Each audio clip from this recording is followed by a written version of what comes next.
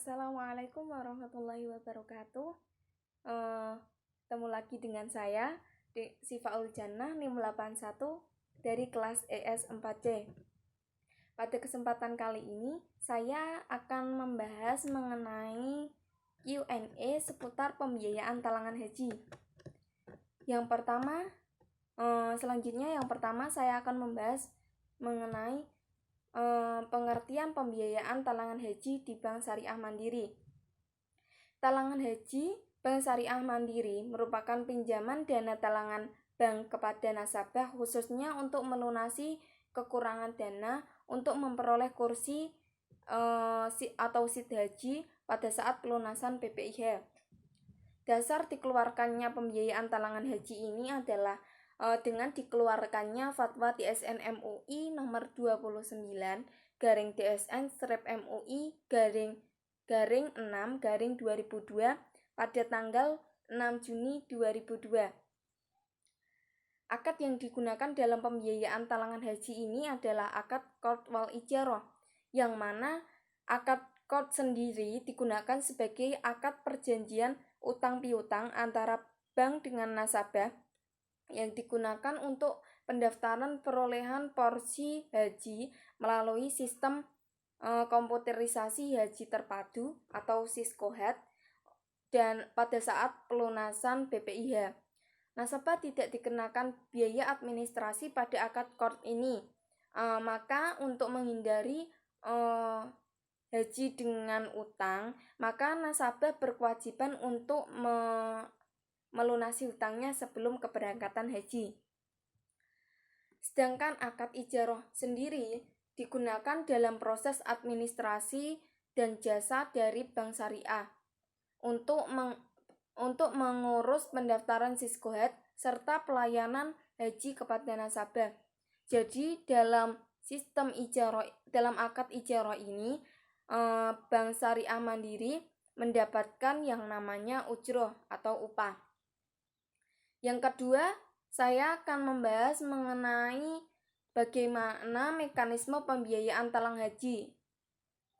Setelah calon nasabah melengkapi persyaratan dan pihak Syariah Mandiri melakukan survei kepada nasabah, setelah dilakukannya survei oleh Bank Mandiri Syariah, Bank Mandiri Syariah memutuskan apakah calon nasabah tersebut layak untuk mendapatkan pembiayaan talangan haji atau tidak.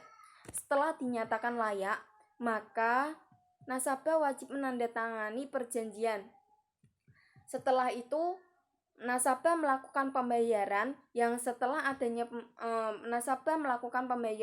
yang kemudian nasabah akan diberikan atau mendapatkan rekening tabungan mabrur.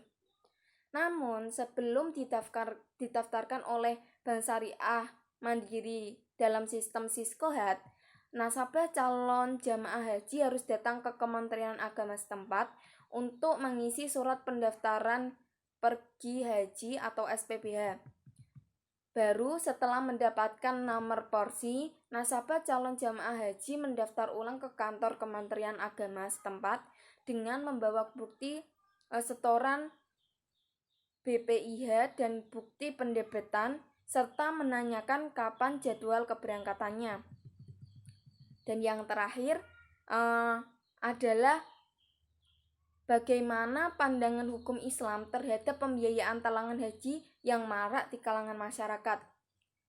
Pandangan hukum Islam bagi orang yang belum istitoah atau belum mampu namun sudah mendapatkan kursi atau SID haji karena dana talangan, hal tersebut tidak menjamin kepastian untuk bisa berangkat haji, karena pada saat masa pelunasan belum ada kepastian apakah dia bisa melunasi atau tidak.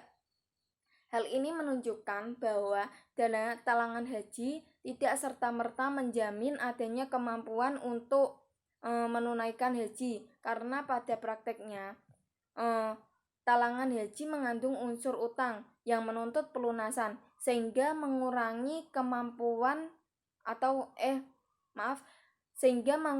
kesempurnaan istitoah yang seharusnya tidak ada paksaan sama sekali. Sebagaimana dalam Al-Quran surat Al-Baqarah ayat 286 yang artinya Allah tidak membebani seseorang melainkan sesuai dengan kesanggupannya. Ia mendapatkan pahala dari kebajikan yang diusahakannya, dan ia mendapatkan siksa dari kejahatan yang dikerjakannya. Quran Surat Al-Baqarah ayat 286.